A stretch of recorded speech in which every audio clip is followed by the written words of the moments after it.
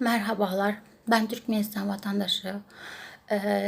Benim bu video çekmemin amacı sesimizi, Türkmen halkının sesini değerli Türk kardeşlerimize ve Türkiye Cumhurbaşkanı Sayın Recep Tayyip Erdoğan'a duyurmak ve Türkmen halkının, Türkmen kardeşlerinin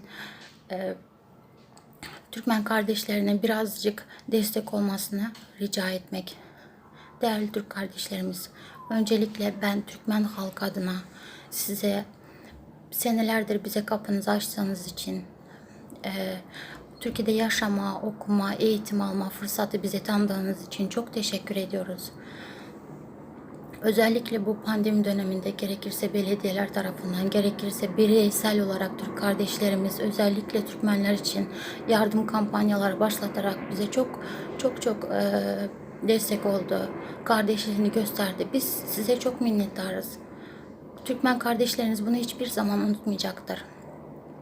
Şimdi ben size sesimizi daha doğrusu duyurmamın amacı, biz Türkmenler gerekirse yurdun içinde, gerekirse yurdun dışında çok zor şartlar altında çalışmaktayız.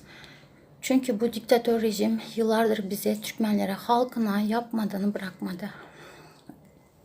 Yaklaşık 2 milyondan fazla halkımız yurdun dışında ki Türkmenistan'ın yeraltı zenginlikleri çok fazla. Doğalgaz olsun, petrol olsun.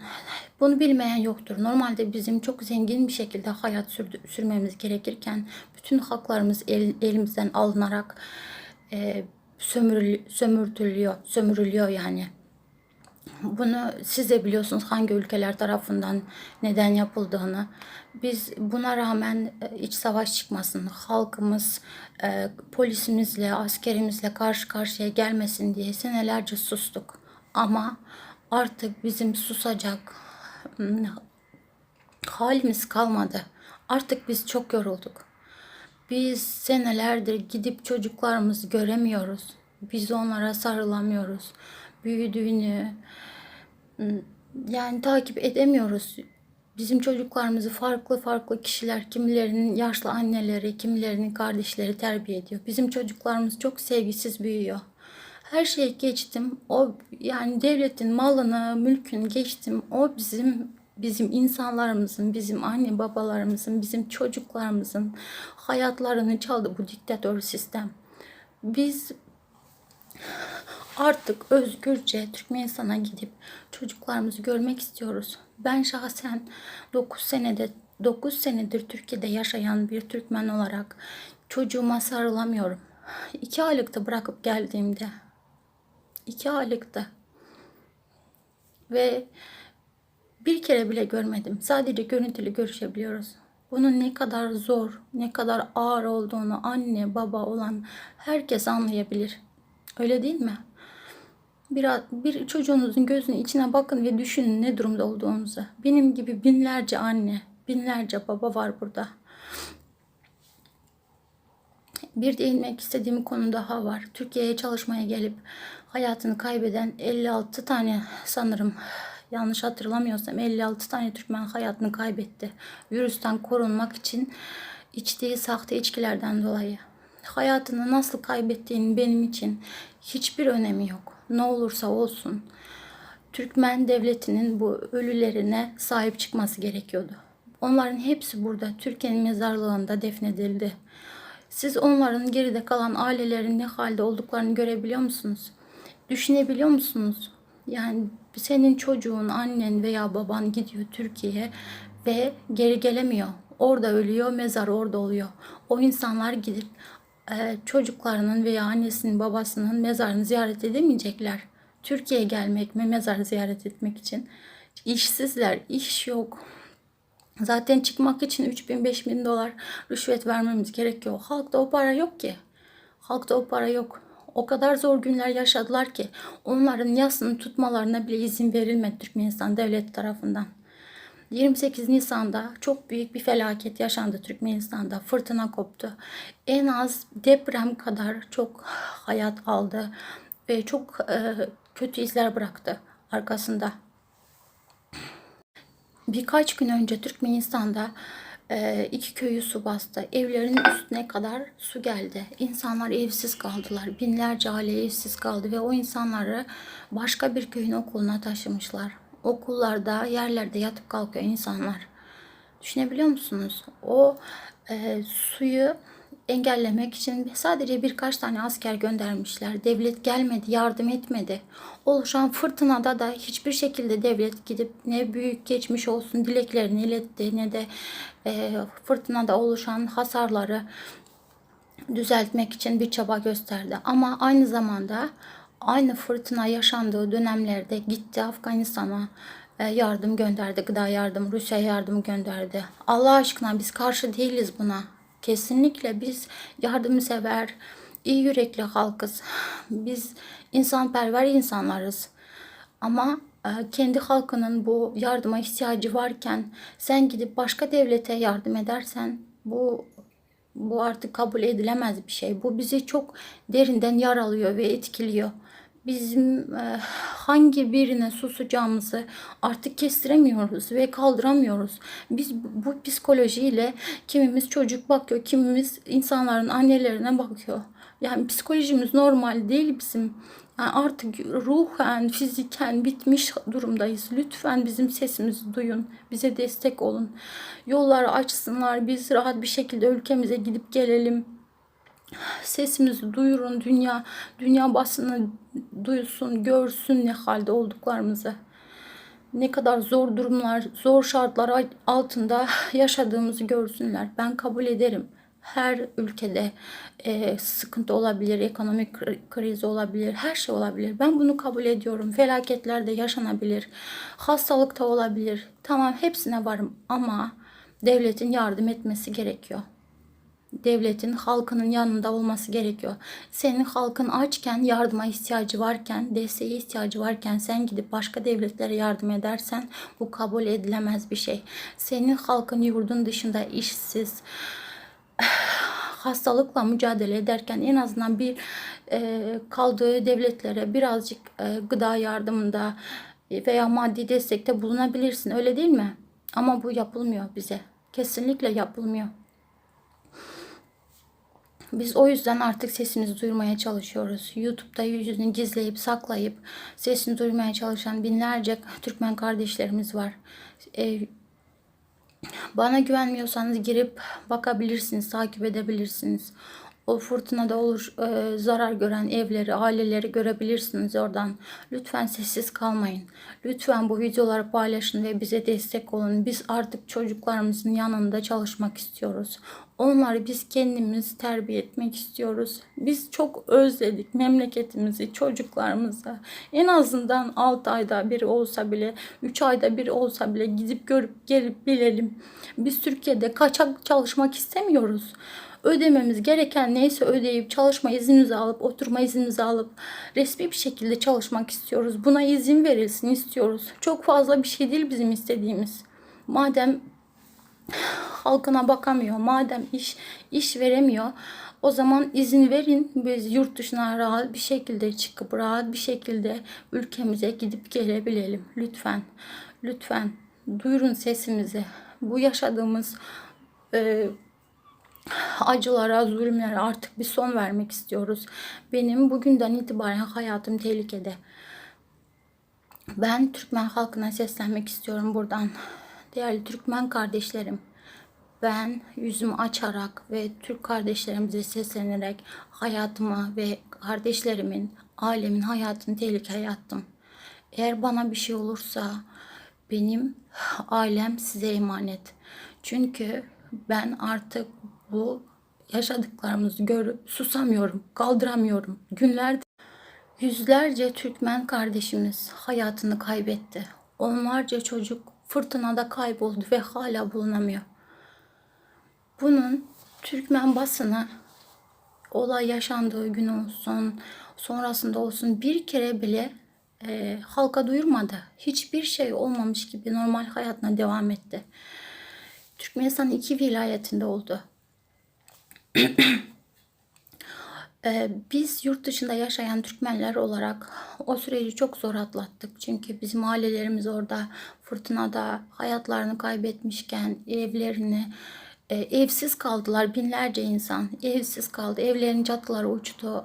Arabalar pert oldu. Bunların hiçbirinin önemi yok. Maddiyatın hiçbirinin önemi yok bizim için. Gerçekten inanın bana, söz konusu insan hayatı. Kaç tane Türkmen kardeşimizin öldüğünü veya kaç tane çocuğun kayıp olduğu açıklanmadı bile. Sadece biz birbirine şu da ölmüş mü? Ya çok üzüldüm falan, böyle yani atlattık bu durumu. Ya bunun ne kadar zor bir şey olduğunu, siz yurdun dışındasınız ve orada deprem oluyor, fırtına oluyor ve haber alamıyorsunuz. İnternete sınırlamalar getirildi o dönemde. Çünkü yurdun dışına çıkarmak istemiyorlardı fotoğrafları, videoları, oluşan hasarları çekmelerini insanların istemiyordu. Sınırlama gelmeden önce yetişenler birkaç tane video çekip gönderdi bize ve o videoyu çekip gönderen kadınların hepsini aldı Türkmen devleti, tutukladı. Aylarca işkence yapıldı onlara. Aylarca nezarette tutuldular. Suçu ne biliyor musunuz?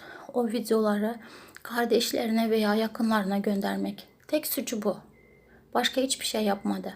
Biz senelerce bütün haklarımız elimizden alınarak, özgürlüğümüz kısıtlanarak yaşadık ve ses çıkarmadık, ama artık dayanacak halimiz kalmadı. Biz çok yorulduk. Biz hem fiziken hem ruhen bitmiş durumdayız. Yani yaşayan ölü gibiyiz. Çünkü artık Türkmenistan'da koronavirüs faciası başladı. Bunun ne kadar tehlikeli bir şey olduğunu siz bizden çok daha iyi bilirsiniz. Türkmenistan ülkede koronavirüs yok diye açıklama yaptı. Fakat şu an hastaneler dolmuş, bitmiş durumdalar. Halk açlıktan, yağ, ekmek bulabilmek için sıralarda birbirine girmekten o kadar yoruldu ki bizim halkımız çok ama çok zor durumda. Yurdun içindekiler de, yurdun dışındakiler de. Eğer sesimizi duyurmak için bir şey yaptığımız takdirde gidip ailelerimizi sorguya çekip işkenceler yapıyorlar. Ve ben şu an bu videoyu çekip ve yayınladığım andan itibaren benim hayatım tehlikede. Ben bunu göze aldım. Çünkü artık susmak istemiyorum. Ben kanun bozmuyorum. Ben kimseye küfür etmiyorum. Ben sadece hakkımı istiyorum. Hakkımızı istiyorum. Yani bir insanın hayatı bu kadar da değersizleştirilemez, öyle değil mi? Ya bu koronavirüsten maske takmamızı veya Covid-19 veya koronavirüs kelimesini insanların söylemesi yasaklandı.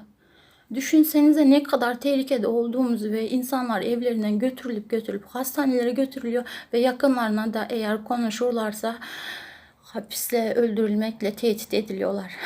Biz artık susmayacağız, çünkü Türkmenistan'da eğer bu koronavirüsün önlemi alınmazsa bütün çocuklarımızı, yaşlılarımızı kaybedebiliriz ve bizden hiçbir şey kalmayabilir. Lütfen bizim sesimizi duyurun. Sonuçta biz kardeş ülkeleriz. Lütfen. Sayın Cumhurbaşkanımız Recep Tayyip Erdoğan. Cumhurbaşkanımız diyorum çünkü 9 senedir Türkiye'de yaşayan bir Türkmen vatandaşı olarak biz size daha çok sahiplendik. Bizim kendi Cumhurbaşkanımız bizim haklarımızı korumadı, bizim insanlarımıza sahip çıkmadı. Umarım siz Türkmen kardeşlerinize bugünden sonra da sesi olmak için, bizim haklarımızı korumak için, bize destek olmak için elinizden geldiğini yaparsınız. Bundan eminim. Siz Türk gençlerine seslenmiştiniz. Kula kul olmayın. Hiçbir vazife sahibi önünde eğilmeyin diye. Biz de Türk'üz. Biz de sizin kardeşiniziz. Biz de Türk soyu taşıyoruz. Damarlarımızda Türk kan akıyor. Biz korkak değiliz. Biz sadece ailelerimizi tehlikeye atmaktan, onların hayatını tehlikeye atmaktan korktuk. O yüzden bugüne kadar sustuk ve bundan sonra susmak istemiyoruz. Hiçbir kardeşimize zarar gelsin istemiyoruz. Kan aksın istemiyoruz.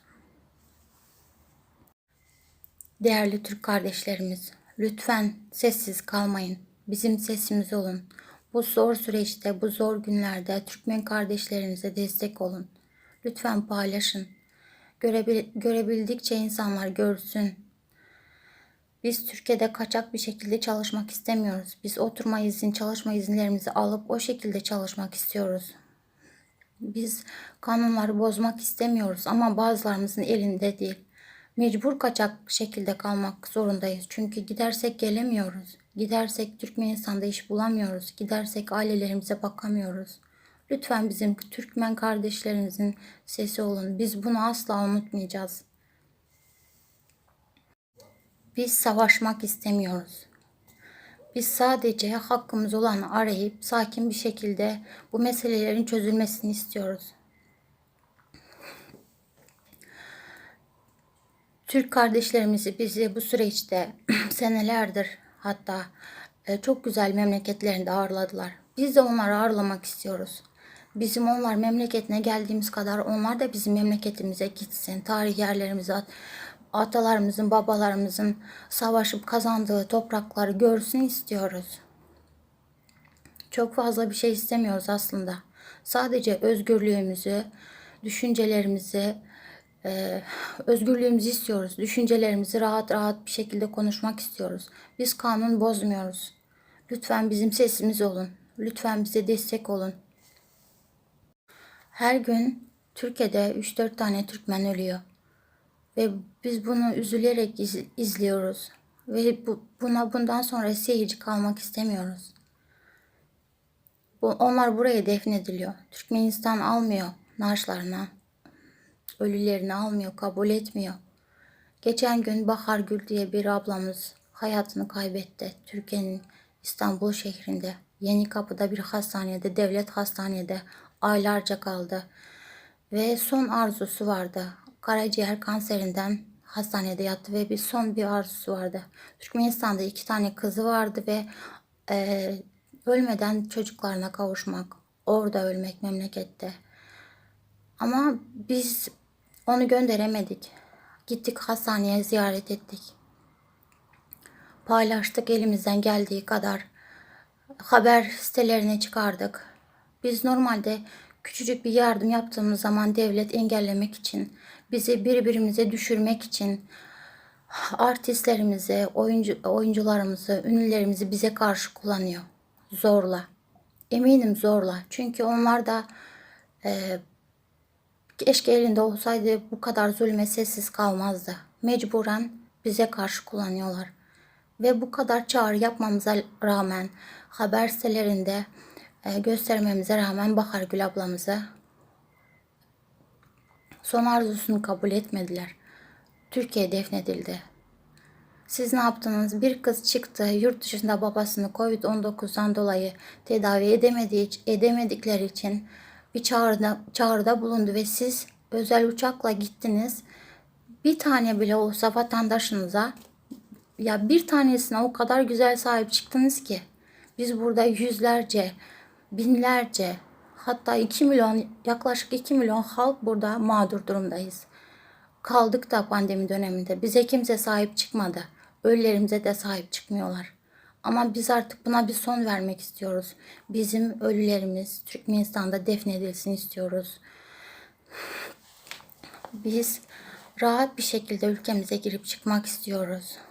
Biz artık kısıtlanmak, özgürlüklerimiz elimizden alınsın istemiyoruz. Türkmenistan'daki Türkmen halkının dini özgürlüğü de yok. Namaz kılıp, dua edip, kapanıp, dinimizi yaşamaya çalışan insanlarımızı hapislere atıp, terörist muamelesi yapıp, çok zor günler, çok zor şeyler yaşatıyorlar. Biz artık buna karşıyız. Dinimizi özgürce yaşamak, Allah'a şükür etmek, dua etmek, dinimizi ülkemizde rahat bir şekilde, özgür bir şekilde yaşamak istiyoruz. Buna hakkımız var bizim. Bunu bizden esirgemeyin, engellemeyin. Bu en önemli konu. Bizim dini özgürlüğümüzü kısıtlamayın. Biz bunu istiyoruz. sesini duyurmaya çalışan ve hakkını aramaya çalışan herhangi bir vatandaşımız terörist ilan ediyorlar. Ben terörist değilim. Ben sadece hakkımı arıyorum. Ben insan gibi özgürce yaşamak istiyorum. Sizin kafanız çalışmıyor mu? Siz bizi rezil ettiniz diye bize hakaret ediliyor. Bizim kafamız çalışıyor. Biz sizi rezil etmedik. Siz bizi rezil ettiniz. Siz bizi bu duruma soktunuz. Siz bizim çocuklarımızın geleceğini, hayatlarını çaldınız. Bizim hiçbir suçumuz yok. Bugüne kadar sustuk biz. Belki düzelir, belki insafa gelir diye ama düzelmediniz.